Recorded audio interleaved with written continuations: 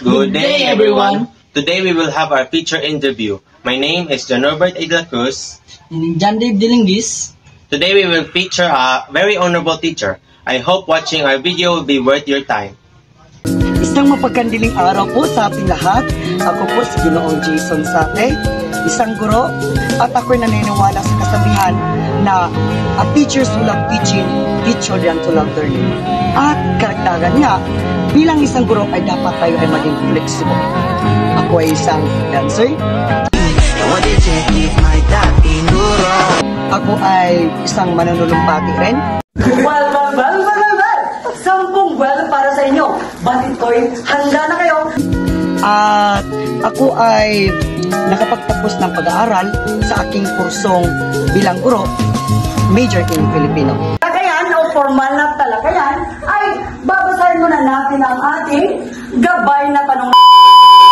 Good day, sir. My name is Robert A. De La Cruz. This is my friend John Day Dilingis. So we chose you for today for an interview. So first, we want to ask, how are you today? I feel good. Can you tell us your name? I am Jason Sante. Okay, so our first question is, when you look back on your childhood, what kind of life did you have as well as your family? Of course, hindi madali ang buhay ko sa simula pa lamang. Kasi siguro wala naman nagsisimula na sa mataas na agad o yung buhay na masagana. Nagsisimula talaga yun sa hirap. Hindi madali sapagkat there's a lot of problems that we have financially, spiritually, emotionally, lahat yan na pagdaanan ko. At hindi yun naging madali para sa akin. Okay, at yun lamang. Thank you. And this is the second question. We know growing up wasn't easy. Could you share some of the challenges you faced as a student during that time? Of course, there's a lot of struggles and there's a lot of factors that helps me how to be motivated. And of course, I have a dream. One of my personal desire goal is to become a teacher. Because I love teaching very much. That is why it helps me to discover my strengths and weaknesses. It helps me to discover myself and to reach my goals. And what are those factors that helps me? So, tinignan ko yung status ng pamilya namin. At doon ay napansin ko na sa kabila ng mga paghirap, sa kabila ng mga problema, parang hindi ako dapat na manatili sa ganong sitwasyon ng pamumuhay. Kaya yun yung nagturo sa akin, yun yung naging dahilan kung bakit ako nagsumikap. And that is why I am here now, because of that motivation. Apart from that motivation, what else kept you going? Of course, napakaraming dahilan kung bakit ako magiging motivated sa pag-abot ng aking mga pangarap. Una-una, ang kahirapan na dinanas ko ng aking mga kabataan. Pangalawa, bilang isang tao, meron akong pangarap sa aking buhay. Gusto kong magkaroon ng better future. And kapag manatili ako sa ganitong sitwasyong pumuhay, wala akong mararating. That is why diniscover ko yung self ko, nagsumikap ako ng pag-aaral, dumating sa punto na nagkaroon ako ng mga pagkukulang financially. And what are those ways that ginawa ko? Okay? Dumating sa punto na nagbenta ako ng mga prutas, ng mga gulay sa aking mga guro. At naghanap din ako ng mga kaklase ko, kung sino yung nagpapagawa ng mga projects, ako yung gumagawa para lang makakaroon ng pera, pangtustos lamang sa aking pangangailangan. At yun yung nagtulak sa akin kung bakit kailangan ko pang magsumikap para magkaroon ng magandang kinabukasan. Thank you. At some point, you decided to become a teacher. What inspired you to choose this path?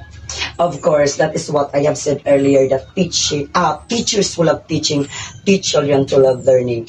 Ako ay nakatira sa isang remote na areas na malayo ang paaralan. Naranasan ko yan, yung putik na pinagdadaanan ko ay hanggang tuhod.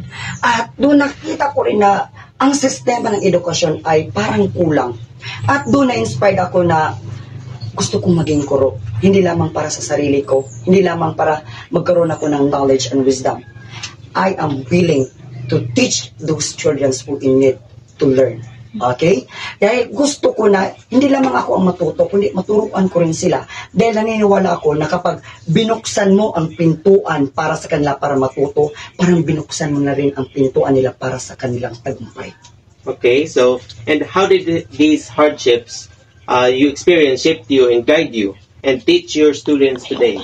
Of course, ang mga pinagdaanan ko sa aking buhay, it teach me to make me strong. Okay? Palagi akong naging optimistic, palagi lang positibo sa buhay. At of course, unang-una naniniwala ako sa may kapal. Siya yung unang-unang nagbigay sa akin ng lakas, tibay ng loob. At para sa akin, yung mga karanasan na bago ko nakamtan ang tagumpay na ito bilang isang guro, yung mga karanasan na pinagdaanan ko, ma-share ko yung sa lahat na at masasabi ko na ang buhay ay hindi lamang puro sagana. Kung gusto mo magtagumpay, kung gusto mong maabot ang mga pangarap mo sa buhay, dapat magsimula ka muna sa mababa o magsimula ka muna sa hirap.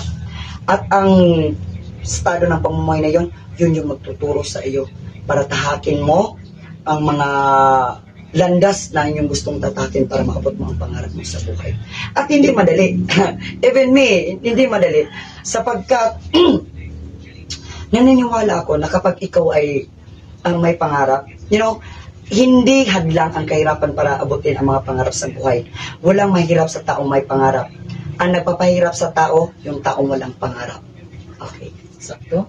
From everything you've been through, what important lesson do you want your students to learn from your story?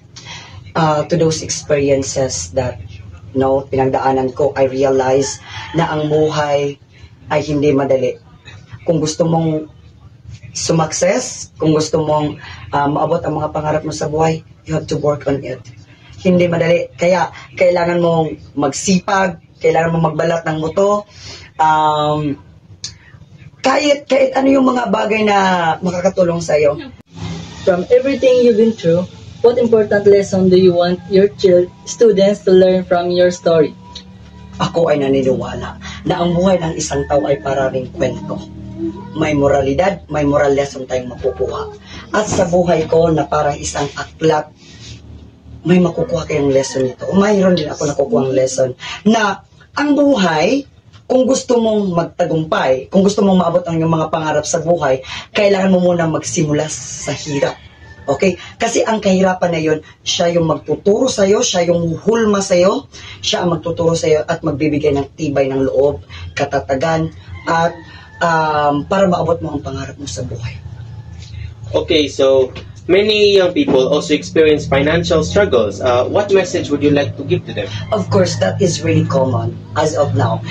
In this generation, we are part of 21st century generation. Although we are updated for globalizations, for the, ang mundo natin ay puno ng pagbabago. But aside from that, we experience such problems. For instance, financially problems. At ang may bibigay ko lamang na advice sa kanila is that, ang kakulangan ng pera ay hindi yan isang dahilan para tumigil ka sa pag-abot ng iyong mga pangarap. Of course, may mga paraan tayo na dapat gawin. Katulad ko, okay? Nagbenta ng gulay, ng prutas, okay? Gumagawa ng mga projects ng mga classmate, at meron din minsan mga guro ay minsan tinatawagan ako na, okay, Jason, gusto mo bang gumawa nito? Bibigyan kita ng pera. Okay? Sa simpleng paraan na iyon, kaya mong baguhin ang estado ng buhay na meron ka. Okay? Dahil ang tao ay hindi lamang dapat kontento o kung anumang estado na meron ka. Okay? Kailangan mo magsumikap, kailangan mo lang tatagan ng iyong loob at abutin ang mga pangarap na meron ka. Okay? As you continue your journey as a teacher, what are your dreams for yourself and for your students? Of course, sabi ko nga kanina na gusto ko maging guro hindi lamang para sa sarili ko, kundi para rin sa iba. Kasi kapag binuksan ko ang pintuan na meron ako para sa tagumpay na aking inaasam, bakit hindi ko ibibigay sa iba? Bakit hindi ko ibibigay sa inyo? Di ba? Okay, sabay-sabay tayong magtagumpay, sabay-sabay nating abutin ang mga pangarap natin sa buhay. Okay? Hindi lamang para sa ating sarili, hindi lamang para sa ating pamilya, kundi para rin sa ating bayan. it's clear that you have many lessons to teach your students, but among all of them, what one lesson do you hope that your students will remember forever? I think one best lesson is that be optimistic always. Kasi ang pagiging positibo, yan yung magiging bala mo eh. Okay? Yan yung magiging sandigan mo para abutin ang mga pangarap mo sa buhay. Kahit ano mga pagsubok na darating o unos na darating sa iyong buhay, kapag ikaw ay palaging positibo, ikaw ay maniniwala na merong taong tutulong sa iyo. Una-una ang Diyos, siyempre. Okay? At yan lang po, being optimistic. Because being optimistic, it leads you to the best of life that you are expected for. Thank you. Finally, sir, what message of hope would you like to share with all the young people watching this interview today? Para sa lahat ng mga nanonood, isa lang ang masasabi ko, huwag kayong tumigil sa pag-abot ng inyong mga pangarap. Keep soaring high, keep reaching your dreams no matter what problems that comes in your life. You know, every one of us is unique. We have our strength, we have our weaknesses, and those weaknesses that you have, make it as your strength. Okay? Pagtibayin mo yung mga kahinaan na meron ka kasi yan yung magdadala sa iyo tungo sa tagumpay na yung inaasam. Thank you, sir. Your journey is truly inspiring.